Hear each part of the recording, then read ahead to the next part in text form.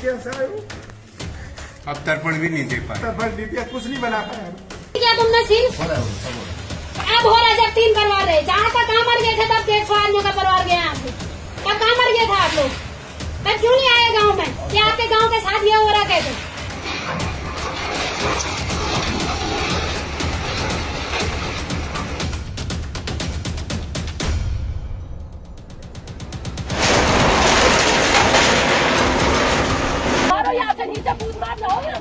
नदी में जाओ, नहीं चली जाती लोगों ने। नमस्कार, आप देख रहे हैं राजकुमारी, आपके साथ में हूं भुवन शर्मा। बात एक ऐसी खबर की दोस्तों जो चमोली से सामने आई है। यहां के दशोली ब्लॉक के हाट गांव में 2 दिन पहले मकानों में जेसीबी मशीनें और खूब हथौड़े चलाए गए। ये पूरी कवायद इस गांव को खाली करने के लिए की गई। मकानों को ध्वस्त करने की जो कार्रवाई है पुलिस प्रशासन की देखरेख में हुई। दरअसल ऐसा इसलिए किया गया क्योंकि इस गांव को बिजली परियोजना के लिए अधिग्रहित चुना गया। 122 परिवारों वाला हाट गांव अलकनंदा नदी पर बन रहे 440 मेगावाट की पीपलकोटी विष्णुगाड़ जल विद्युत परियोजना यानी हाइड्रो पावर प्रोजेक्ट के लिए अधिग्रहित किया गया ये गांव, जिसका जिम्मा इस काम को कराने का THDC के पास है।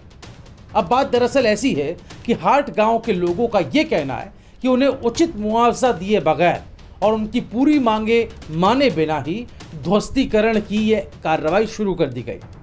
इसलिए लोगों ने इस कार्रवाई का पुरजोर विरोध किया। मैं आपको उस दिन किस तरह से ग्रामीणों के विरोध के बीच यहाँ उनके पुरखों के बनाए मकानों पर धड़ाधड़ जेसीबी चला दी गई, इसकी तस्वीरें दिखाता हूँ। ये देखिए, अलकनंदा नदी पर निर्माणाधीन 440 मेगावाट की पीपलकोटी विष्णुगाड़ जल विद्युत परियोजना के जो प्रभावित गांव है हाट गांव, उसके लिए बुधवार को दिन जो है वो भारी गुजरा। सुबह नींद खुलने के साथ ही गांव में भारी पुलिस फोर्स के साथ टीम ध्वस्तीकरण के लिए यहां पहुंच गई। इसके साथ ही हंगामा और विरोध एक तरह से कहें तो शुरू हो गया। दिन भर तनाव के बीच जेसीबी मशीनें एक एक करके मकान को तोड़ती चली गई। बुधवार तड़के हाट गांव के आसपास पुलिस फोर्स का जमावड़ा लगना शुरू हो गया था। लोगों की नींद टूटी तो गांव के हर रास्ते पर पुलिस फोर्स मौजूद थी।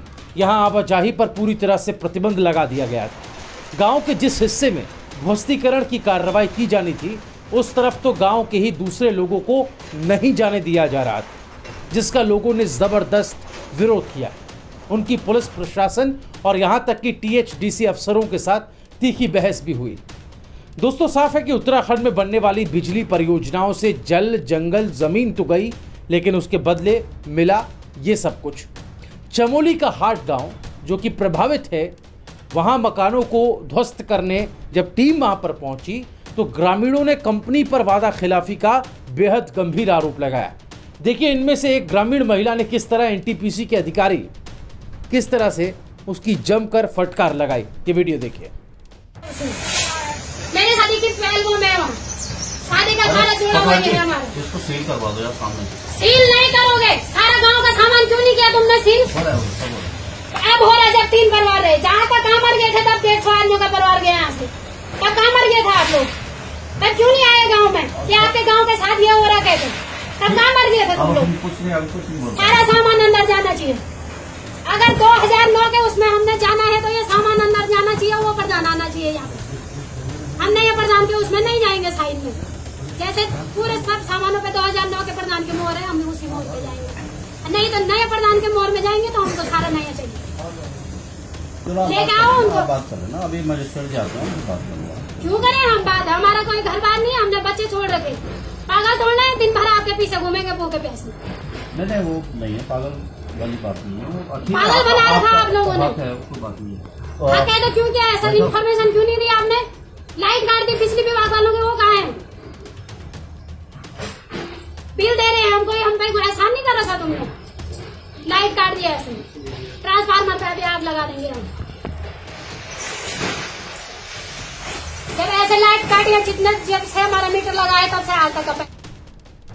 वहीं अपनी आंखों के सामने अपने पुरखों की डाली नींव पर बनाए गए मकान को उजड़ता देख ग्रामीण खुद को रोक नहीं पाए। एक प्रेस कॉन्फ्रेंस में कैसे अपने ऊपर टूटे दुखों के पहाड़ को बयां करते करते ग्रामीणों की आंखें भर आए। आप उनकी ये व्यथा उन्हीं की जुबानी सुनिए। पेट कैसा है वो? अब तर्पण भी नहीं दे पाए। तर्पण दी थी, कुछ नहीं बना पाया। मैंने मिसेज कही रिश्तेदारी में छोड़ रखी आप गोपेश्वर में।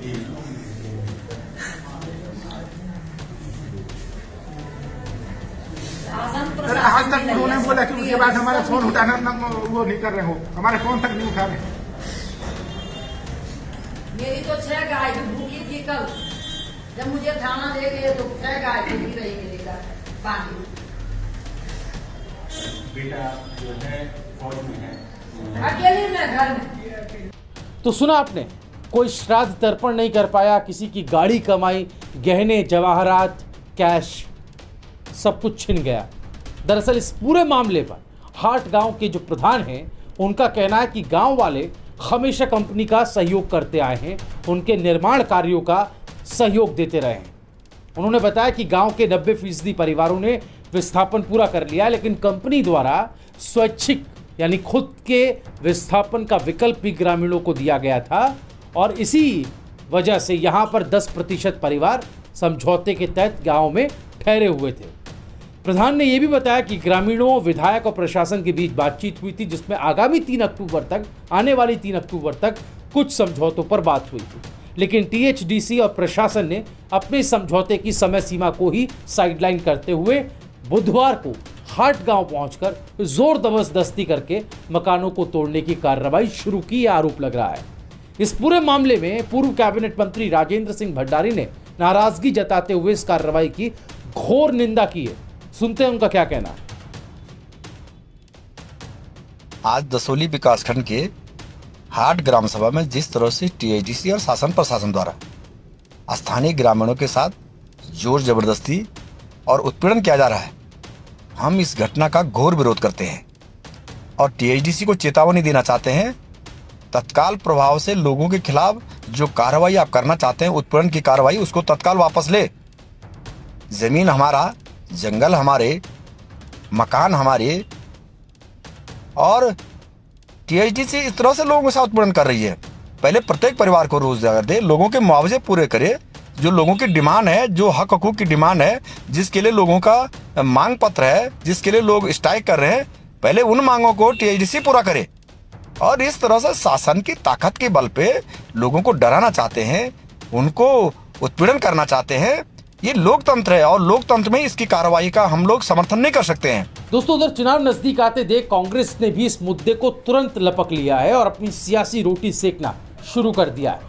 तस्वीरें इस मुद्दे पर कांग्रेस के विरोध प्रदर्शन की, इनसे अब दरअसल इनसे कोई ये पूछे कि आज विरोध कर रहे हैं ये लोग तब कहाँ थे जब इन बेचारे लोगों के घरों पर टीएचडीसी का हथौड़ा चल रहा था, जब जेसीबी एक के बाद एक पूरे गांव को उजाड़ देने के मकसद से घरों को रौंद रही थी।